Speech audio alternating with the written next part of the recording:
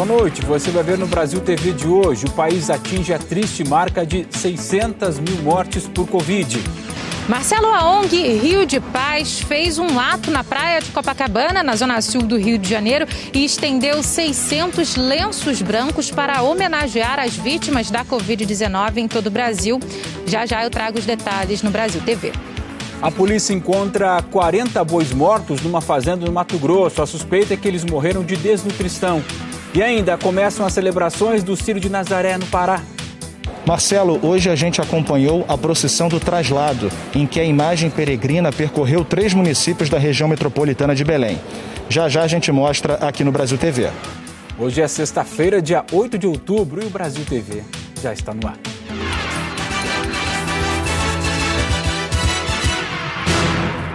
O Brasil TV começa com a triste marca de 600 mil vidas perdidas para a Covid, que foi atingida hoje à tarde. Para simbolizar o adeus a cada uma dessas pessoas, a ONG Rio de Paz fez um ato na praia de Copacabana, no Rio de Janeiro.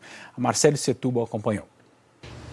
Olá, Marcelo. Esse protesto foi realizado na praia de Copacabana, na zona sul do Rio de Janeiro, pela ONG Rio de Paz. Os participantes desse ato fincaram varais na praia de Copacabana e prenderam lenços, 600 lenços brancos, que representam aí as famílias brasileiras enlutadas aí pela morte de 600 mil pessoas desde o início da pandemia. Só que esse ato, Marcelo, ele não fica apenas aqui na praia de Copacabana.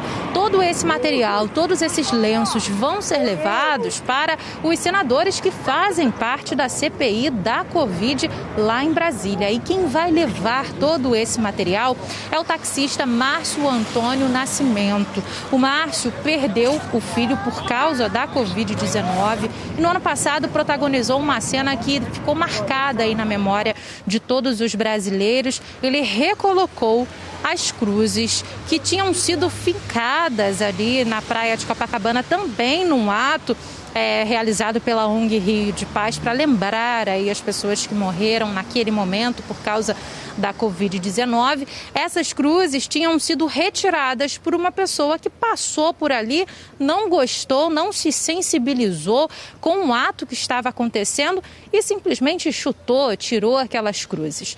O Márcio, então, vendo aquela cena, ficou muito emocionado, se lembrou muito do filho dele que ele tinha perdido, tinha acabado de perder, e recolocou essas cruzes. Por causa desse ato, então, ele foi lembrado e ele que vai fazer o encerramento desse protesto lá no Congresso Nacional. É isso, Marcelo, eu volto com você no estúdio. Uma das vítimas mais recentes da Covid, o cartunista Hernani Diniz Lucas, conhecido como Nani. Ele morreu aos 70 anos. Larissa Carvalho.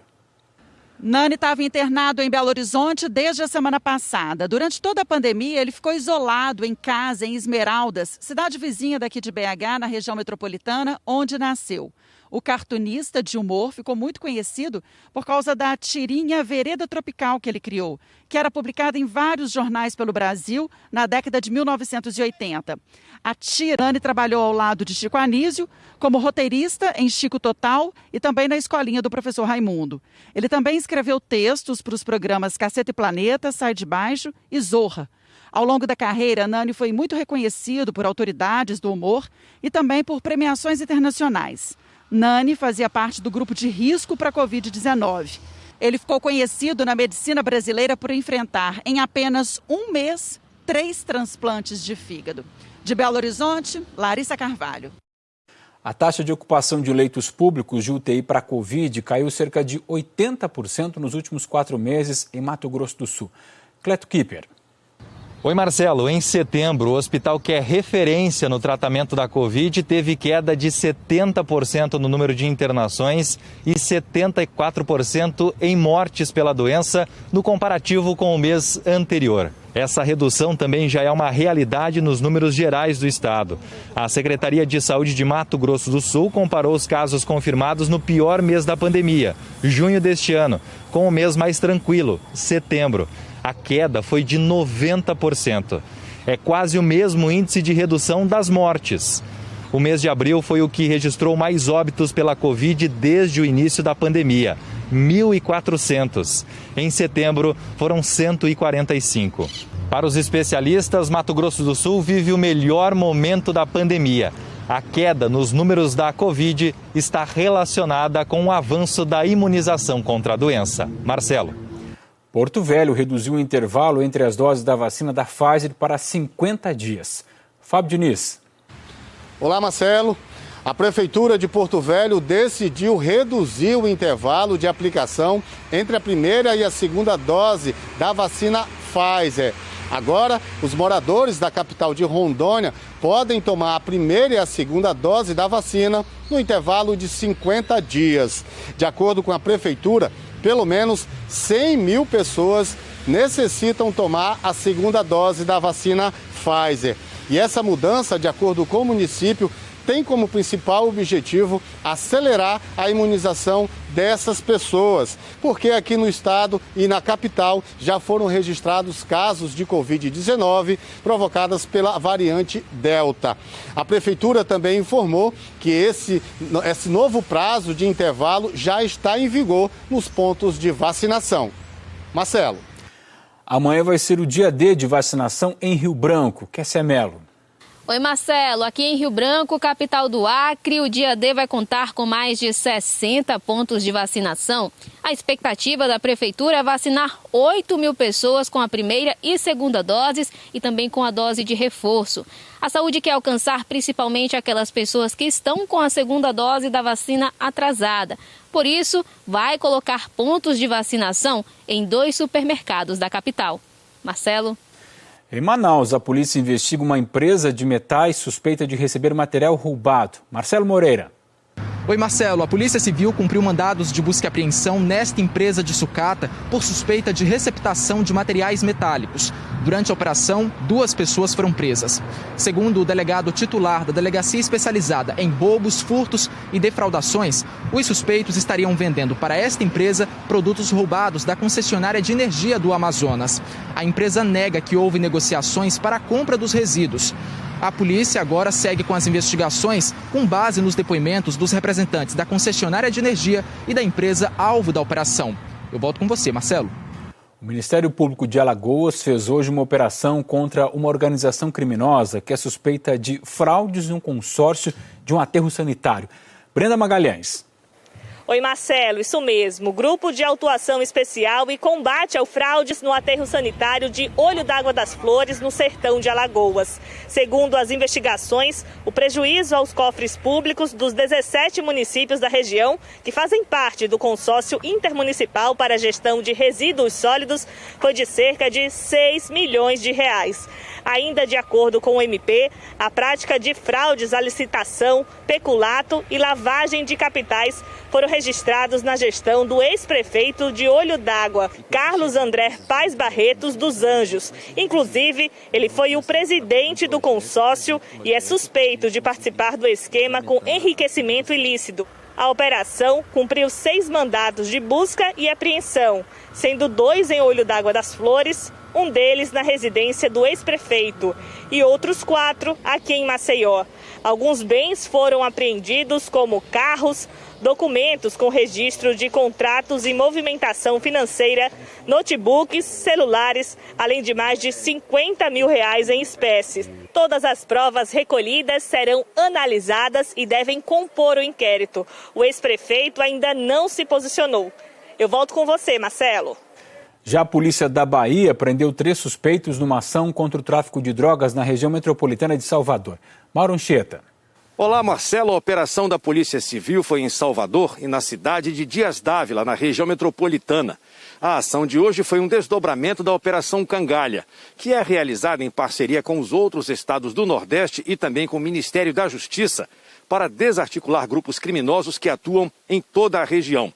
No bairro 7 de Abril, em Salvador, os agentes prenderam um homem suspeito de tráfico de drogas e de comandar homicídios na área. Os outros 2 homens que foram presos também teriam envolvimento com assassinatos e tráfico de drogas, além de formação de quadrilha. A polícia informou que um deles foi liberado do sistema prisional há 20 dias. Os nomes não foram divulgados. Além dessas prisões, a operação conseguiu identificar outras 20 pessoas suspeitas de envolvimento com o tráfico. Eu volto com você, Marcelo. A polícia de Garanhuns, que fica no interior de Pernambuco, prendeu um homem suspeito de manter a mulher em cárcere privado por 6 anos. Joab Alves. Olá, Marcelo. Um homem de 59 anos foi preso aqui em Garanhuns, no agreste pernambucano, suspeito de manter em cárcere privado a esposa de 29 anos e os filhos de 2 e de 4 anos. Uma das crianças tinha autismo e não recebia nenhum acompanhamento necessário. Ainda de acordo com a polícia, ao chegar na casa, se depararam com colchões espalhados no local, onde provavelmente a família dormia. Foi encontrado também apenas 1 quilo de alimento. A delegada Débora Tenório traz mais detalhes sobre essa ocorrência. Durante a apuração dessa denúncia, os policiais realmente constataram de que havia esse crime, de que ela era mantida em cárcere privado. Inclusive, ela foi encontrada trancada em casa, sem nenhum acesso à via pública e nenhum contato com ninguém. E aí nós diligenciamos e encontramos o imputado que estava de posse das chaves da casa e do controle do portão de entrada. Aí sim foi que ele abriu a casa para que a gente tivesse acesso à vítima. E aí trouxemos para a delegacia e a vítima realmente confirmou que há 6 anos ela não saía de casa para fazer nada, nem para comprar alimentos, nem roupas, nem medicamentos, só se fosse acompanhada do imputado. E em condições precárias de alimentação, além do cárcere privado, também sofria outros tipos de violência, como violência moral, violência psicológica.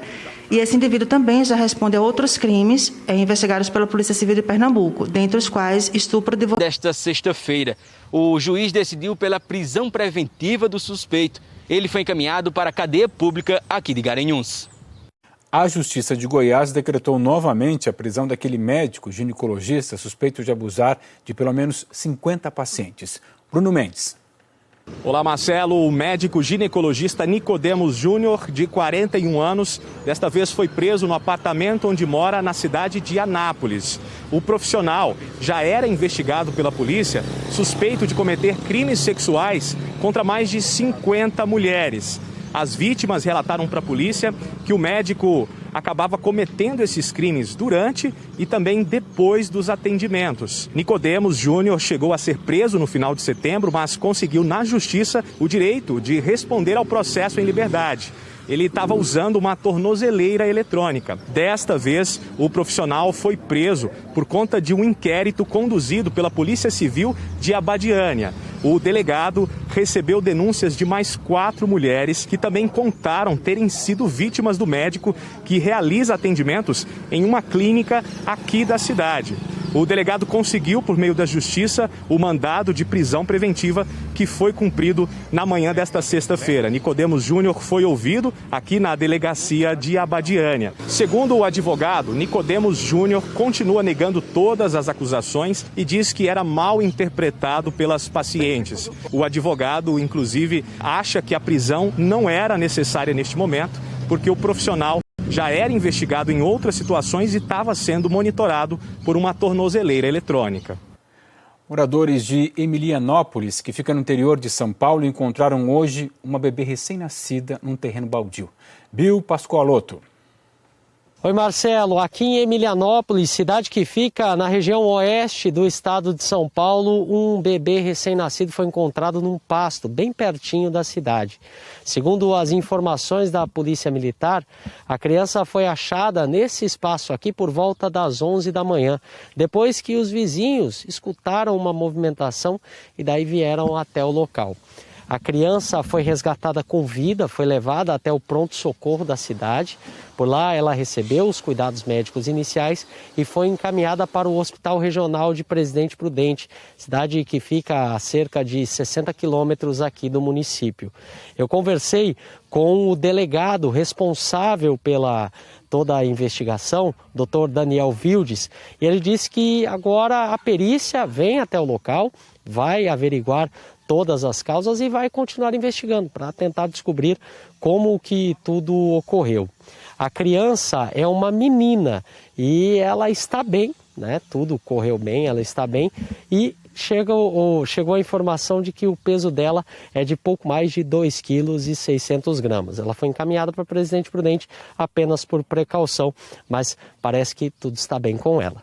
Tá certo? É com você aí no estúdio, Marcelo. Imagina só, você comprar um celular pela internet e quando você abre a caixa, no lugar do aparelho tem o quê? Uma pedra. Pois então, foi o que aconteceu com uma moradora da zona norte do Rio. A Luana Alves é quem conta pra gente. Oi, Marcelo. Boa noite a você, boa noite a todos. Surpresa nada agradável, né? A Isadora comprou um telefone celular desses de modelo de última geração, sabe? Mas a caixa, quando chegou, estava estranha, estava amassada. Quem recebeu a encomenda foi o marido da Isadora. O esposo recebeu a caixa, a encomenda, e achou estranho. Então ele resolveu filmar, fazer um vídeo abrindo a caixa para me mandar, para eu poder ver, né, junto com ele, o que tinha dentro. Quando ele abriu a caixa, veio a surpresa. Dentro da caixa não tinha um aparelho telefone, tinha uma pedra mármore. Bom, depois da decepção, a Isadora foi à delegacia para registrar o caso. A polícia entendeu que o celular foi furtado durante o transporte para entrega. E aí ela começou a tentar todas as medidas possíveis para reaver esse prejuízo. Depois de muitas tentativas, Isadora finalmente conseguiu de volta o telefone da loja de departamentos onde ela comprou. Volto com você, Marcelo. A seguir, a polícia encontra 40 bois mortos numa fazenda no Mato Grosso. A suspeita é de que eles morreram de desnutrição. E começam as celebrações do Círio de Nazaré, lá em Belém.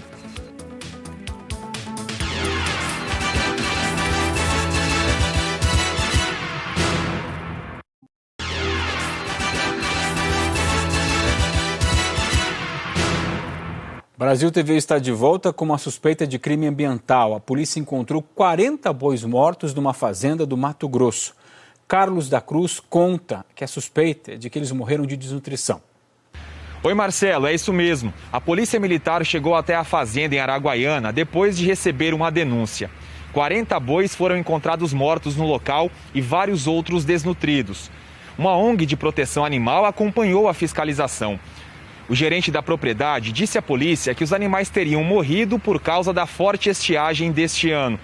Segundo a PM, no local não havia alimentação suficiente e adequada para o gado, e os animais que sobreviveram estavam em péssimas condições. Eu volto com você no estúdio, Marcelo. A Cooperativa Indígena de Rondônia recebeu hoje um selo que permite a venda de produtos para todo o país. O Matheus Afonso conta que é a primeira vez que um grupo indígena é certificado pelo Ministério da Agricultura. Oi, Marcelo. A cerimônia que aconteceu hoje de manhã entrega aos mais de 1.900 indígenas da etnia Paiter Suruí o selo SENAF, Selo Nacional de Agricultura Familiar, e o certificado de produção do Ministério da Agricultura. Esses selos garantem a qualidade da produção dessas famílias, além de autorizar que verbas federais sejam destinadas aos produtores. A cooperativa é a primeira associação indígena a receber essas certificações no país. Eles podem agora vender os seus produtos, como castanha, café, açaí, cacau, banana e artesanato, diretamente para qualquer local dentro do território nacional, sem precisar da ação de atravessadores. Esse processo durou cerca de 2 anos para acontecer e torna muito mais prático e lucrativo o trabalho dos indígenas. Volto contigo, Marcelo. As feridas, Lisandro Oliveira. O acidente aconteceu aqui onde eu estou, em uma das entradas para Joinville, próximo ao viaduto da rua Otocar Dérfio, por volta das 2 horas da madrugada. Esse acidente foi entre a van, que transportava 22 bailarinos, e um caminhão. Segundo a organização do Festival de Dança, eles fazem parte do corpo de baile Noara Beltrame, de Brasília. No veículo tinham pessoas com idade entre 14 e 33 anos. Eles chegaram no fim da tarde de ontem a Curitiba e alugaram uma van para vir até Joinville. Esse acidente teria acontecido a cerca de 700 metros da casa que o grupo teria alugado. Ainda de acordo com a organização do Festival de Dança, 3 bailarinas ainda permanecem internadas. Uma de 15 anos, que teve um dedo do pé amputado e um ferimento em uma das orelhas. Uma outra jovem que segue em observação com fortes dores no peito. E uma terceira bailarina que está muito abalada, por isso permanece internada. A dona da academia e os demais bailarinos disseram estar muito abalados e não quiseram gravar entrevista nesse momento. O grupo iria se apresentar nos dias 9, 11, 12 e 13 durante a mostra competitiva. Muita gente já pegou estrada nesse feriado prolongado de Nossa Senhora Aparecida. A expectativa é que até quarta-feira, cerca de 5,5 milhões de carros passem pelas estradas em direção ao litoral ao litoral e ao interior de São Paulo. A Nina Barbosa acompanhou o movimento na rodovia dos Imigrantes.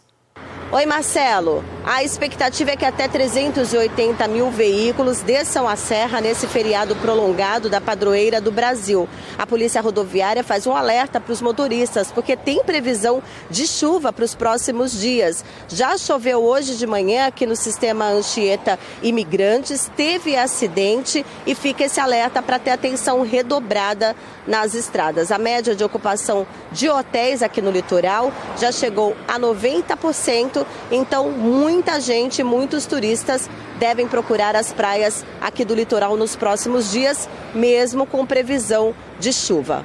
Marcelo? Na abertura das celebrações do Círio de Nazaré, os fiéis acompanharam hoje o translado da imagem peregrina, né, que passou ali pela região metropolitana de Belém. Fabiano Vilela. Das 12 procissões oficiais do Círio de Nazaré, apenas uma foi autorizada durante a pandemia. A procissão do traslado percorreu 3 municípios da região metropolitana de Belém e no trajeto abençoou milhares de fiéis que foram para as calçadas e para as portas de casa para homenagear a padroeira dos paraenses. Amanhã vai acontecer uma missa aqui na Basílica Santuário, é um momento muito especial, quando a imagem original de Nossa Senhora de Nazaré desce do altar e fica mais próxima dos fiéis. Essa imagem, que segundo a tradição foi encontrada há mais de 300 anos por um pescador.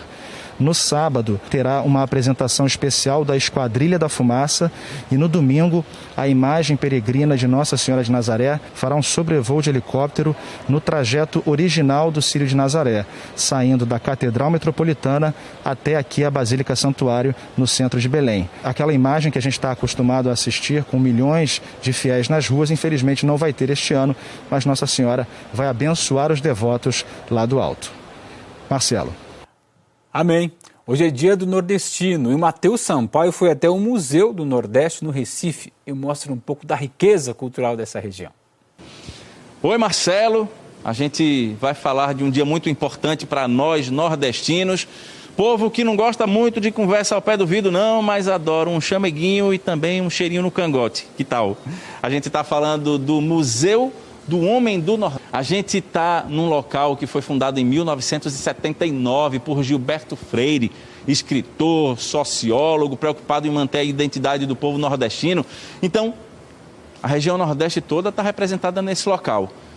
A cultura popular do Maranhão, tem o respeito e a representatividade das religiões de matrizes africanas, tem lá do outro lado também as palafitas, a riqueza dos detalhes de lugares que, apesar de muita pobreza, tem um povo muito lutador, batalhador para passar pelas dificuldades. Aqui também tem a representação de pessoas que moram no sertão do estado, locais em que existe muita seca e muita dificuldade, mas as pessoas não desistem e continuam na luta pela sobrevivência. E aí tem outros espaços aqui do Museu do Homem do Nordeste que podem ser visitados por gente não somente do Recife, mas do Brasil inteiro e de outras partes do mundo. Esse museu funciona de domingo a domingo, tem uma taxa mínima para entrar e para pagar. R$ 6,00 inteira e R$ 3,00 meia entrada nos fins de semana e feriados. É de graça, precisa muita coisa não, é só chegar no Recife, procurar o Museu do Homem do Nordeste, que fica no bairro de Casa Forte, na zona norte do Recife, e ver um pouquinho dessa riqueza cultural que o Nordeste tem, ó. Como, por exemplo, carrinho de algodão doce que a gente vê nos parques de diversão e também aquele carrinho que vem andando trazendo o caldinho de feijão, caldinho de peixe para quem está na beira da praia curtindo o calor que faz a pessoa suar que nem tampa de chaleira, mas que também aquece o nosso coração quando a gente está longe, morrendo de saudade de casa. Então é isso, Museu do Homem do Nordeste, criação de Gilberto Freire, 42 anos, mostrando para o mundo inteiro o que é que o Nordeste tem. Marcelo. Viva o Nordeste! O Brasil TV fica por aqui, te lembrando que o Jornal Nacional começa às 8h30, hora de Brasília. Boa noite e um ótimo fim de semana.